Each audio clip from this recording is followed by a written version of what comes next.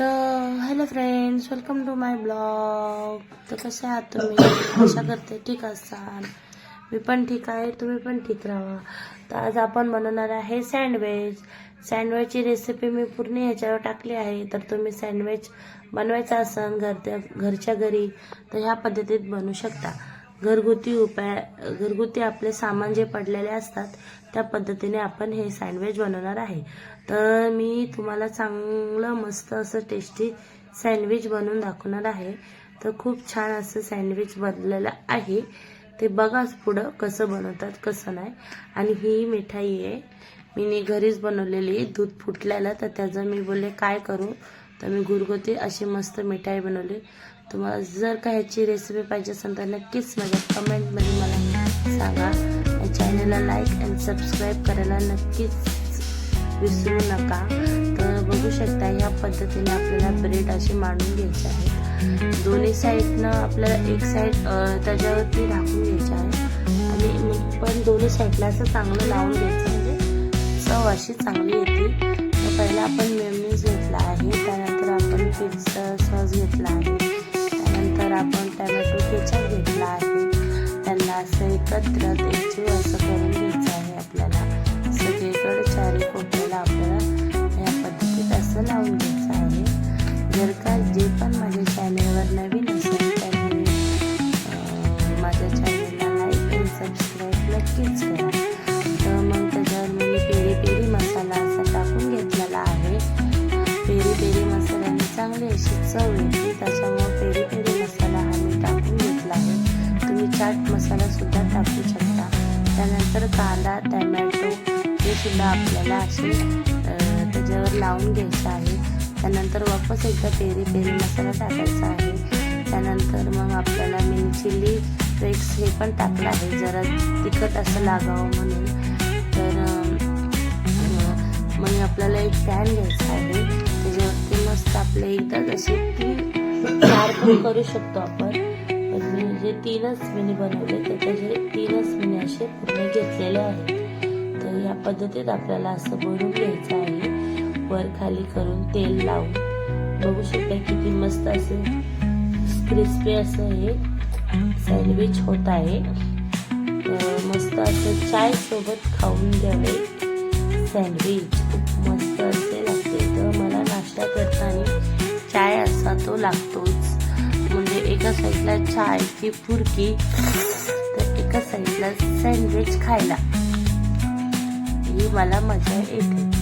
बघू शकता मस्त असं गरम गरम टोपात मग गरम गरम गॅसवरून काढल्या काढल्या चाय वतल्यालाच प्यायला मला आवडतो.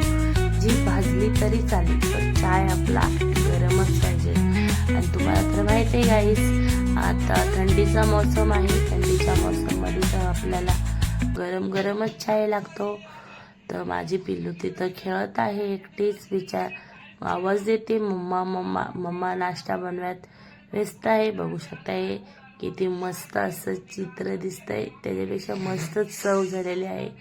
तर दुपार झालेली आहे. दुपारचे मी बोलले काय करू, तर कपड्यांच्या घड्या माझ्या नवऱ्याने सगळ्या विस्कटून ठेवलेल्या. मी बोलले तेवढ्या आहेत त्या घड्या मारून घेते तोपर्यंत, म्हणजे आपल्या घरातले कामं आवरून जातील आणि व्हिडिओसुद्धा बनवून होते. म्हणून बोलले व्हिडिओ बनवून घेता घेता आपण व्हिडिओ करता करता काय आपण आपल्या कपड्यांच्या आपण घड्या घालून घेऊयात. तर झालेली. तर माझ्या हजबंडने मस्त असे लॉलीपॉप तंदूर आणलेली आणि तो बोलतोय बघ बघ नवऱ्याला दाखव, व्हेजिटेबल आहे, डाळ भात खाऊ घालती आणि स्वतः चिकन खाते. मी बोलले मी सोडे खाते एवढं सगळं, हाच झुसून घेणार आहे. पण त्यांनी पहिलं टाटामध्ये वाढून घेतलेलं. मग तुम्हाला बोलतोय दाखव दाखव व्हिडिओमध्ये नवरा बघ कसा व्हेजिटेबल.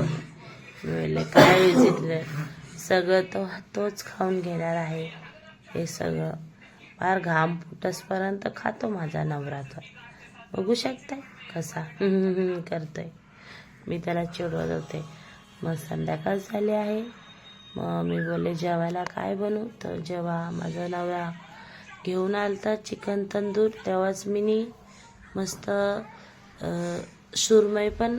सुरमईच्या पण बोटी असा घेऊन आलता. तर मला अख्खी सुरमई पाहिजे होती फ्राय करायला, पण माझा नवरा घेऊन आला बोटी. मग मी बोलले आता या बोटीचं करायचा काय. तर मी बोलले चांगला असा रसा करू. माझ्या मनात आलतं की मस्त असा त्याला त्या दिवशी मी बनवलं ते चिकन 65, तसंच सुरमई 65 बनवू. पण मी बोलले जाऊ दे आता कुठं रात्रीचे एवढे 4 प्रोडक्ट करत बसायचं. मग आपण एका पॅनमध्ये तेल टाकून घ्यायचं आहे आणि हे जे सुरमईच्या बोटी आहेत ते चांगले असे आपल्याला कढईमध्ये टाकून थोडे थोडे करून तळून घ्यायचे आहेत. म्हणजे आपली सुरमई आहे ती फाटत नाही. कालवणामध्ये शकताय त्याला पहिला मॅरिनेट करायला ठेवायचं आहे. पहिली गोष्ट ते सांगायची विसरले मी, मॅरिनेट करायला मीठ हळद मसाले टाकून ठेवायचे आहे आणि अद्रक लसूणची पेस्टसुद्धा टाकून तुम्ही ठेवू शकता मॅरिनेट करायला. तर या पद्धतीने आपल्याला एक एक बोटी असे सोडून घ्यायची आहे. सावकाश तेलात हात न भाजता असे आपल्याला बोटी सोडून घ्यायचे आहेत. त्यानंतर मग आपल्याला चांगले असे दोन्ही साईडून खाली करून चांगले आपल्याला असे भाजून घ्यायचे आहेत. या पद्धतीने तळून घ्यायचे आहेत, तळून घ्यायचे आहेत. जर का माझे बोलता बोलता काही चुकीत असेल तर मला प्लीज क्षमा करा. माझे आताशी स्टार्टिंग आहे ब्लॉग बनवायची, तर जिथं माझं चुकतंय तिथं मला नक्कीच कळवा. इथे माझे नवऱ्याला लागले आहे खोकले भरपूर, म्हणून त्याचे चालले खोक खोक खोक खोक मधात. काही पण गोड खात घेतो आणि मग खोकला लावून घेतो. मग मी चांगला घरच्या घरी काढा बनवून पाजू घालते, म्हणजे खोकला असा त्याचा मी गायब करते. खोकताना पार जीवात घेऊन पार खोकतो असं वाटतं. तर काय बोलू मी. हे बघा ह्या पद्धतीत चांगल्याला आपला असला तळून घ्यायचं आहे. मस्त असं जेवढं सगळे पीस आहेत तेवढे सगळे तळून घ्यायचे आहेत. ते तळून घेतलेले पीससुद्धा खाल्ले ना तरी खूप मस्त असे लागतात. मग मी बोलले आता बाकीचं काय करू. मग ते सुद्धा मी तळले. मी त्यातले 2-3 बोटी तर खाल्लेच. तुम्ही पण एकदा ट्राय करून बघा, खाऊन बघा. खूपच मस्त अशी ही रेसिपी आहे. वाटणचं मी तुम्हाला रेसिपी दाखवली नाही, कारण की मी इथं फक्त माझा डेलीचा ब्लॉग टाकत होते. त्याच्यामुळं मी काय त्याचं एवढं पूर्ण रेसिपी मी टाकली नाही. तर वाटण बनवायचं बोललं तर कसं बनवायचं. एक आपल्याला गॅसवर या चूल असेल तर चुलीवर कांदा आपल्याला भाजून घ्यायचा आहे आणि त्याच्यामध्ये आपल्याला खोबरं टाकायचं, अद्रक लसूणची पेस्ट, टमाटर आणि कोथिंबीर, मिरची असं टाकून घेऊन मिक्सरला फिरून घ्यायचं आहे. मग त्यात आपल्याला मसाले टाकून फिश मसाला आहे सुरमईचा एव्हरेजचा तो मी टाकून घेतला आहे. गरम मसाला, जे घरगुती मसाले आपण यूज करतो दररोज खाण्यामध्ये, ते सगळे मसाले आपल्याला टाकून घ्यायचे आहेत. हे बघू शकताय एव्हरेजचा फिश मसाला आहे, यो टाकून घ्यायचा. हळद टाकून घ्यायची, गरम मसाला, धनिया जिरा पावडर आणि आपल्याला तेल सुटसपर्यंत चांगलंच आपल्याला वरखाली असं फ्राय करून घ्यायचं आहे. या पद्धतीत बघू शकताय. मग आपण जे फ्राय केलेल्या ज्या सुरमईच्या बोटी आहेत त्या आपल्याला त्याच्यामध्ये मिक्स करायच्या आहेत. मग मिक्स करून वरखाली करून थोडं पाणी टाकून त्याच्यावर ढाकण ठेवून ढाकणावर पण पाणी टाकून आपल्याला चांगलं त्याला शिजून द्यायचं आहे. म्हणजे जो खालचा बूड आहे तो जळत नाही. वरच्या झाकणात पाणी टाकून ठेवलं. जर का तुमच्याकडं काचेचा भांडा असेल झाकायचा, तो ढाकला तर पाणी टाकायची गरज नाही, त्याला वाफ लागून तेच खाली पडते.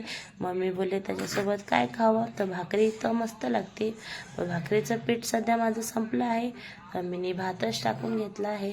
तर मस्त अशी ही रेसिपी झालेली आहे. तुम्हाला जर का ट्राय करायची असेल तर नक्कीच एकदा घरी ट्राय करून बघा. तर मी बोलले जोपर्यंत भात आपला शिजून होतंय आणि कालवण शिजून होते तोपर्यंत आपण मस्त असं किटली वगैरे पुसून वगैरे घेऊ, गॅस वगैरे. माझी डेलीची रुटीनच आहे की सारखं किचन पुसूनच घेत असते मी. आणि मग मी बोलले थोडी कोथिंबीर अशी मस्तपैकी मारते त्याच्यावर, म्हणजे मस्त अशी दिसायला पण छान दिसेल आणि खूप भारी. चला तर मग भेटूया पुढच्या ब्लॉगमध्ये. बघा ही माझी चिमणी. तर आता मग भेटूया पुढच्या ब्लॉगमध्ये. माझा जर चॅनल आवडला असेल, माझा ब्लॉग आवडला असेल तर नक्कीच मला सपोर्ट करा. तुम्ही सगळ्यांनी सपोर्ट केल्याशिवाय मी काय पुढे जाणार नाही. आणि माझ्याकडनं एवढीच अपेक्षा आहे की तुम्ही जसे सर्वांना मदत करता तसे मला सुद्धा हेल्प आणि मदत करतच राहा. मदत नको कसलीच, फक्त एकच, लाईक आणि सबस्क्राईब करा. बाय. तर भेटूया पुढच्या ब्लॉगमध्ये. Bye friends.